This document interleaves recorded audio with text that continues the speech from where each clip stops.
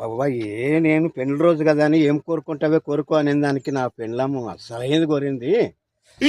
బా ఏం చేయాలా పిల్లలు ఎవరు రాకపోయి టౌన్కి పోదామంటే ఏదైనా తీసుకొద్దామని. అరే అబ్బా ఇరా పనిందిరా.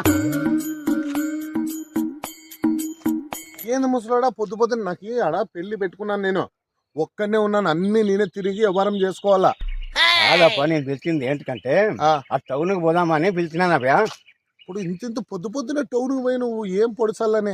ఏం పోతుంది కదాపా, మీ పెద్దమ్మ లేక లేక పెళ్లి రోజు కదా అని ఏం కోరుకుంటావే అడుగు అను నువ్వు. అది డైమండ్లు అడిగిందంటే.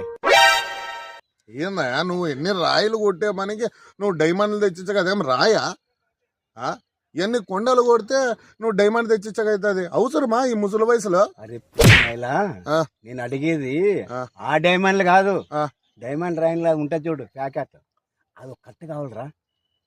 నేను అమ్మాయికులు అనుకోవచ్చువా? డైమండ్లు తెమ్మంటే నువ్వేంది దాంట్లో ఉన్నాయి, దాంట్లో తీసి ఇస్తా నేను. అవి దాంట్లో డైమండ్లు తీసిస్తావా?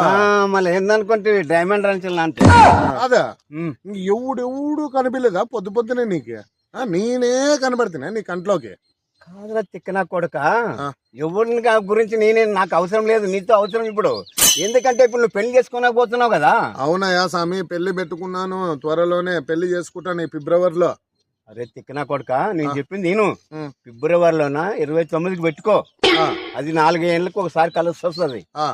అప్పుడు నువ్వు పెళ్ళ కోరిక ఏది అడిగినా కూడా నువ్వు తెచ్చిస్తావు. అర్థమైందా?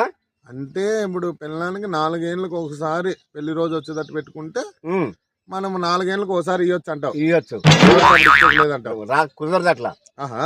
అంటే నాకు చెప్పే కానీ పొద్దు పొద్దున పిలిచింది. అవును, మంచి పని చేసినారా ముసరాడా. నీలాంటి మాట్లాడితే ఎక్క పిల్లల్లో పెళ్లిళ్ళు అన్ని ఇడిచిపెట్టి సన్యాసం పుచ్చుకుంటా అంటారు.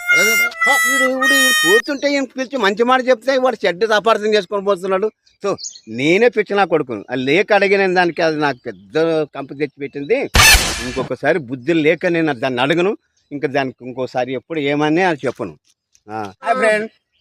ఫ్రెండ్స్ ఇప్పటి నుంచి ఇట్లా చిన్న చిన్న కాన్సెప్ట్లు ఉంటాయి కదా, అవి వచ్చేసి మన దీంట్లో అయితే వస్తాయన్నమాట రెగ్యులర్గా.